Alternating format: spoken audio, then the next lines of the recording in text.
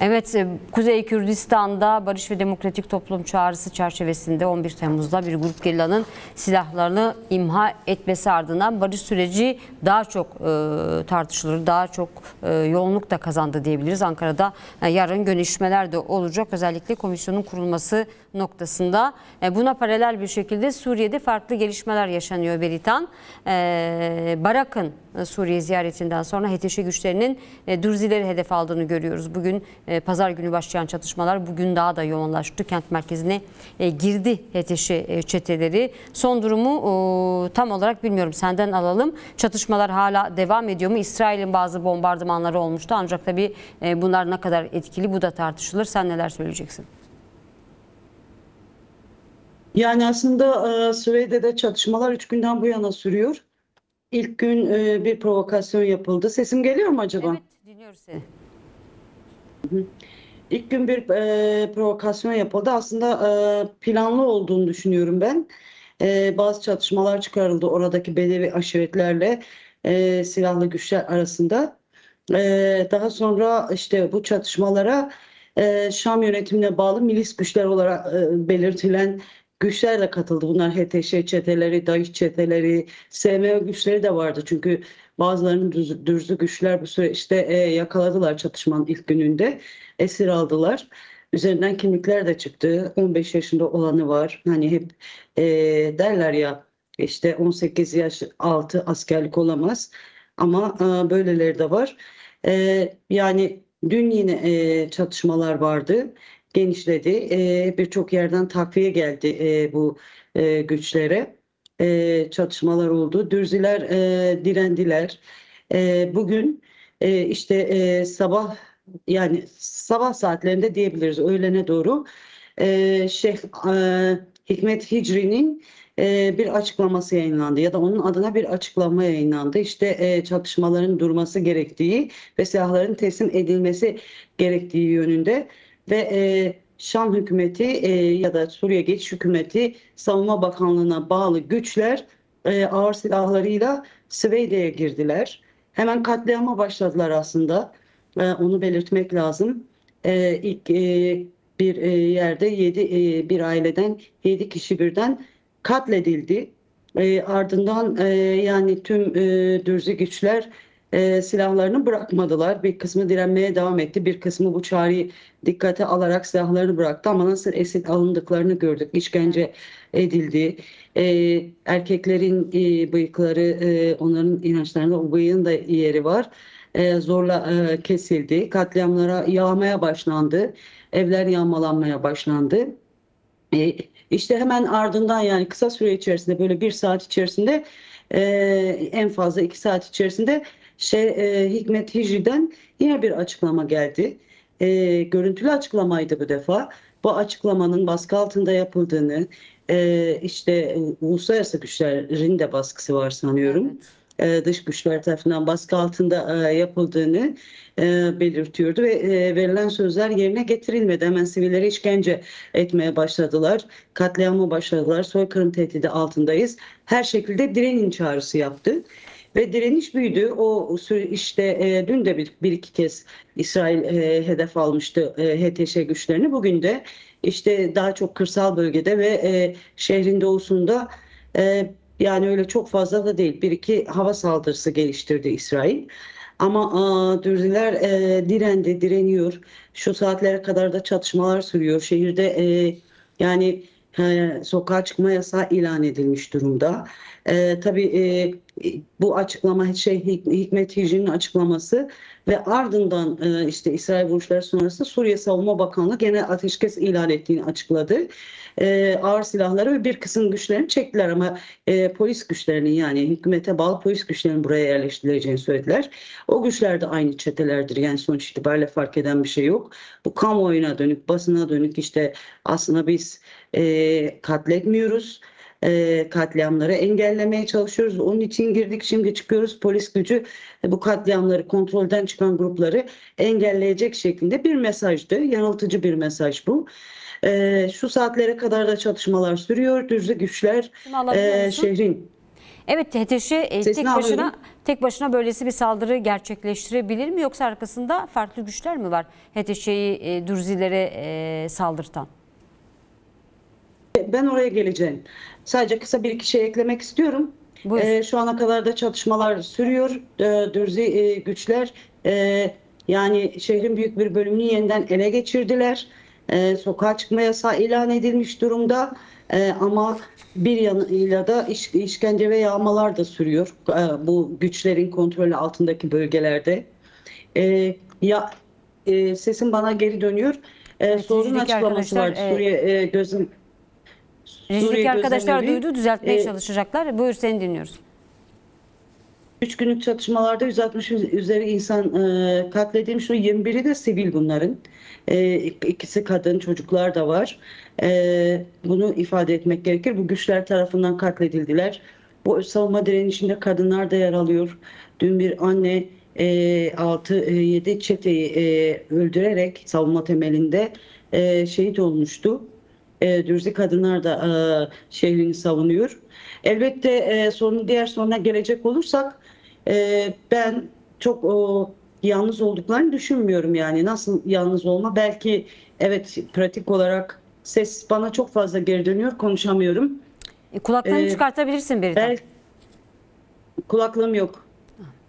Evet, rejideki arkadaşlar. Belki pratik olarak herhangi bir başka devlet gücü yok bu saldırılarda ama SMO güçleri var, HTŞ var, DAEŞ var. Bugün bir DAEŞ çetesi öldürülmüştü. Genç yaştadır belli. O gösteriyordu aslında gerçekliği, saldıranlar kimlerdir. Fakat yani uluslararası güçlerin yaklaşımı sayesinde HTŞ ya da Suriye Geçiş Hükümeti, kendisi de bir çete hükümeti, aslında biz kadınlar olarak kabul de etmiyoruz bu hükümeti bu şekliyle. E, Bundan cesaret aldı. Nasıl ki Alevi katliamı, yani Şam'ın ele geçirilmesinden bugüne kadar sürdürülüyorsa uluslararası sessizlikle, şimdi de Barak'ın açıklamaları sonrası biliyorsun 9 Temmuz'da toplantı oldu. KSD yani Kuzey ve Doğu Suriye heyeti, yine KSD Genel Komutanı Mazlum Abdi Şam'a gittiler. İşte Suriye Savunma Bakanı, Suriye Geçiş Hükümeti Savunma Bakanı, İstihbarat Başkanı ve Dışişleri Bakanı hazırdı. Yine Barak, Suriye özel temsilcisi olarak Amerika'nın, Trump'ın ve Fransız heyeti hazırdı. Bu toplantıda da ardından şey dayatılıyor, yani merkeziyetçilik, Suriye'de merkeziyetçilik aynı Baas rejiminde dönemindeki gibi Suriye'nin merkeziyetçi bir şekilde yönetilmesi, işte KSD'nin feshedilmesi, KSD'nin silahlandırılması ya da KSD içerisindeki kişilerin bireysel olarak Suriye ordusuna katılımı dayatılıyor. Bazı bölgelerin yani HTŞ yönetimine verilmesi dayatılıyor. Kuzey ve Doğu Suriye özel yönetim bölgelerinden, mesela Deir gibi böyle bir durum var. Sonra zaten Barak aynı gün basın açıklaması yaptı. Basın açıklaması demeyelim de bazı yayınlara, bir Rudav'dı, bir başka yayın daha vardı, açıklamalarda bulundu. SDG'yi suçladı. Şam hükümetini desteklediklerini söyledi. Yeterince iyi niyet gösterdiler dedi. Jolani'den önce, hatta Türkiye'den bile daha keskin bir biçimde tek devlet, tek millet, tek halk, tek ordu dedi. Haydi tek ordu, yani hani doğru bir şey değil, kabul edilebilir bir şey değil de bunu anladık, ama tek halk nasıl diyebilir Suriye gibi gerçekten halklar mozaiği olan bir bölge için? Ve biliyorsunuz yani şu anda da yeni hükümette birçok şeyin oluşturduğu hani anayasa taslağını da, yani Suriye Arap Cumhuriyeti temelinde cinsiyetçi, milliyetçiliğe dayanan, dinciliğe dayanan bir anayasa taslağı var. Şu ana kadar yapılan tüm toplantılarda ülkeye ilişkin bu şekilde kişiler davet edildi. Diğer bileşenler, Suriye halkları, kadınlar dikkate alınmadı. Kabine bu şekilde oluşturuldu. Yani şunu söyleyelim, Amerikan politikaları şu anda şeye cesaret veriyor, yani Suriye'deki geçici hükümeti dediğimiz Şam-Jolani yönetimine cesaret veriyor bu anlamda. Bugün bu 3 gündür süren saldırılar, işte bu başlatılma biçimi, saldırıların gelişim biçimi ve şu ana kadar geliş tarzı da bence Dürzilerin yani özelliğini yıkmak istiyor. Dürziler özellik ilan etmişti. mevcut hükümeti mevcut haliyle mevcut politikalarını kabul etmiyorlar. Tabii ki diyalog kanallarını kapatmıyorlar. Evet.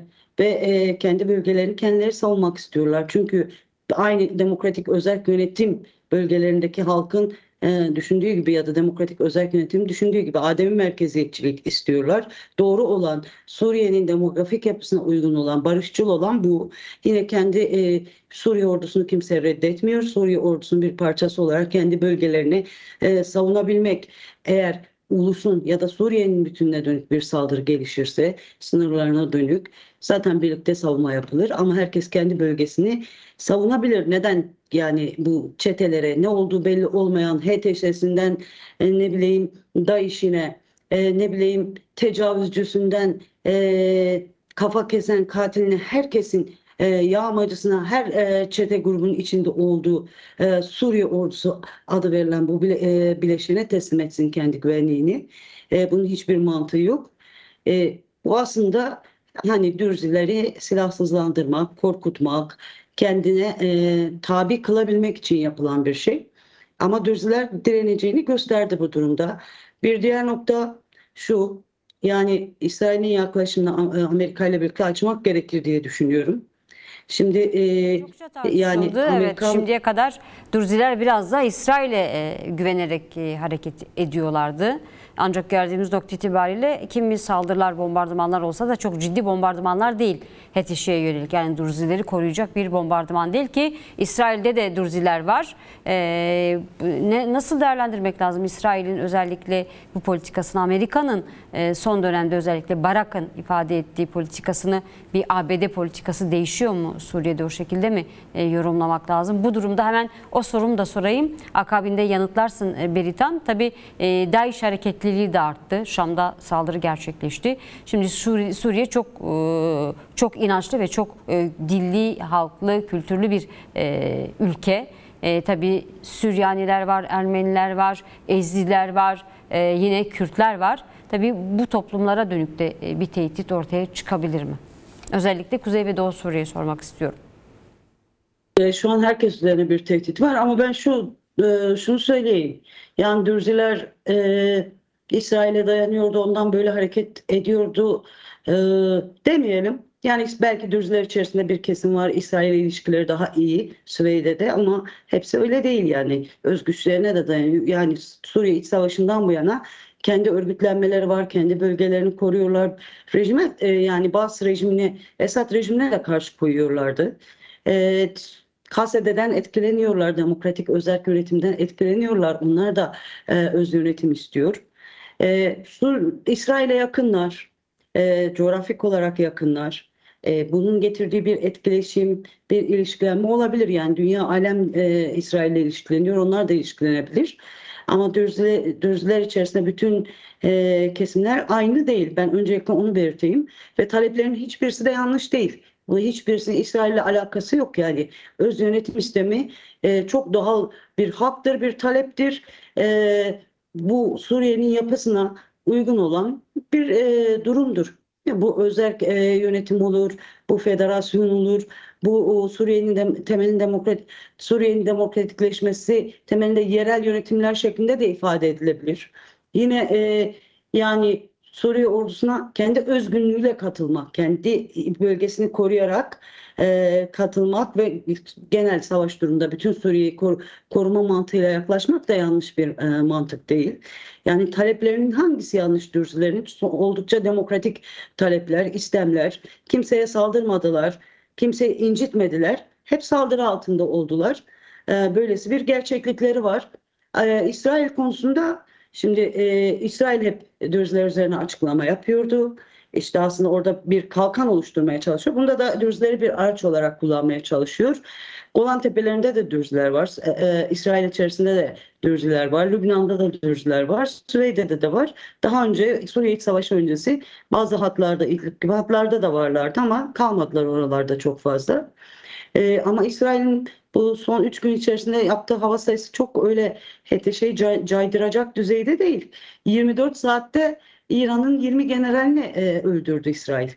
Hemen neredeyse bir gecede, bir günde, yani 24 saatte neredeyse Hizbullah'ın tamamını bitirecek noktaya geldi. Bütün komuta kademesini bitirecek düzeye geldi yani. Şimdi istese HTŞ'nin Dürzilere saldırısını çok rahat durdurabilir. Ama yani Amerikan politikaları, en azından ben kendim öyle düşünüyorum. İsrail bunu tam olarak neresinde bilmiyorum ama işin içerisinde yani. Şimdi merkeziyetçi bir Suriye istiyorlar. İsrail'in güvenliği temelinde Şam yönetimiyle, işte Şara yönetimiyle İsrail'i yakınlaştırma, Suriye'yi İsrail'in güvenliği temelinde yeniden dizayn etme, bazı şeylere göz yumuyorlar. Amerikan politikalarındaki değişim konusunda da aslında ne kadar değişim denilebilir bilmiyorum. Daha önce Biden yönetimi iş başındaydı. 27 Kasım'dan itibaren Jolani ve güçleri uluslararası icazetle Şam'a ilerlediler. Şimdi Jolani'nin kim olduğu biliniyor yani. DAEŞ kökenlidir. HDŞ de DAEŞ gibidir. Sadece daha kendince ulusal politikalar izlemiştir. Basını ve Avrupa'yı, Batı'yı daha fazla önemsemiştir. E, Yani bu anlamda öylesi birinin mesela ilerletilmesi, Şam'a yerleştirilmesi, Esad yönetimi yerine, tamam Esad yönetimi antidemokratikti ama bu da sağ bağısı, yani her şeyde tekçi, dinci, milliyetçi, cinsiyetçi ve ondan daha da beter. Yani Suriye'ye böyle bir kişinin Suriye'nin başına getirilmesi, böyle güçlerin Suriye'nin başına getirilmesi aslında yani Biden yönetim döneminde yapıldı. Bu da aslında Önder Apo'nun demokratik ulus paradigmasına, onun Rojava'da, Kuzey ve Doğu Suriye'de bedenleşmesine ve bunun genel Suriye ve Orta Doğu'da yayılmasının önüne geçmek için de bir anlamda geliştirildi. Ben bunu ifade etmek istiyorum. Yani, Biden yönetiminden sonra Trump kazandı. Zaten Trump için deli deniyor, öngörülemez deniliyor. Evet, Trump da bu politikaları daha da geliştiriyor, daha da vahşileştiriyor. Şimdi Barak'ın açıklamaları öyle yenilir yutulur tarzda değil. Aslında mevcut politikayı belli ediyor. Bugün de herkesinle diyalog halindeyiz falan diyor ama biraz daha yumuşatmış açıklamalarını. Ama bu kabul edilemez. Şimdi yani mevcut durumda HTŞ yönetimi Dürziler konusunda başarabilirse yani aynı politikaları Kuzey ve Doğu Suriye'ye de savaşta dayatacak. Ben Türkiye'nin de tüm önderliğin çabalarına, süreçte belirli aşamaların gelişmiş olmasına rağmen bu politikaya yeşil ışık yaptığını düşünüyorum. Rojava'daki Kürt kazanımlarının ve demokratik özerk yönetiminin tasfiyesi karşılığında İsrail ve Jolani hükümetinin yakınlaşmasına yeşil ışık yaptığını düşünüyorum. Böyle bir gerçeklik var ama biz şunu hatırlatalım yani. Özellikle İsrail açısından. Yani nasıl Şara gibi bir gücün tekçi, cinsiyetçi, milliyetçi, cihadist bir gücün onun politikalarının, bu politikalarının Suriye'nin geneline hakim olması nasıl İsrail'i koruyabilir? İsrail için Suriye çok önemlidir güvenliği açısından. Yani yani Hamas gerçeğini unutmasınlar. Hamas'ı da desteklemişlerdi El Fethi'ye karşı. Hamas döndü dolaştı, onları vurdu yani. Şimdi aynı şey Şara hükümeti tarafından da yapılmayacak mı? Daha bu kadar güçlendirip, palazlandırıp kendi çıkarları, dönemsel çıkarları karşısında güçlendirmek istiyorlar. Yapar yani o açıdan onların da politikalarını gözden geçirmeleri gerekiyor. Ben şunu ifade edeyim. Bugün gördük Dürzler direnecek. Yarın Kuzey ve Doğu Suriye'ye saldırılar olursa Kuzey ve Doğu Suriye'de de tüm halklar Gazze'de direnecek. Alevilere günlük olarak katliam yapıyorlar. En son yaktılar, işte o da planlıdır. Laski'yi yakıyorlardı, Tartus'u yakıyorlardı. O yangınlar kendinden doğal çıkan yangınlar değil. Hepsi demografik değişimi geliştirmek için. E, Yani bence halklar artık bu anlamda gerçekten kendi demokratik ittifaklarını daha güçlendirmelidir. Evet, coğrafik olarak uzaktır birbirinden, arada parçalılıklar var. Yani bir Süveyde belki Kuzey ve Doğu Suriye uzaktır, Laski uzaktır ama bu halkların kendi demokratik cephesini oluşturması, direniş hattını oluşturması elzemdir. Bu anlamda kimse kendini uluslararası güçlerin politikalarına bırakamaz. Yani ben bunu da belirteyim. Evet, herkes kendi alanında direnir. Eğer öz savunma gücü varsa keşke Alevilerin de böyle olabilseydi.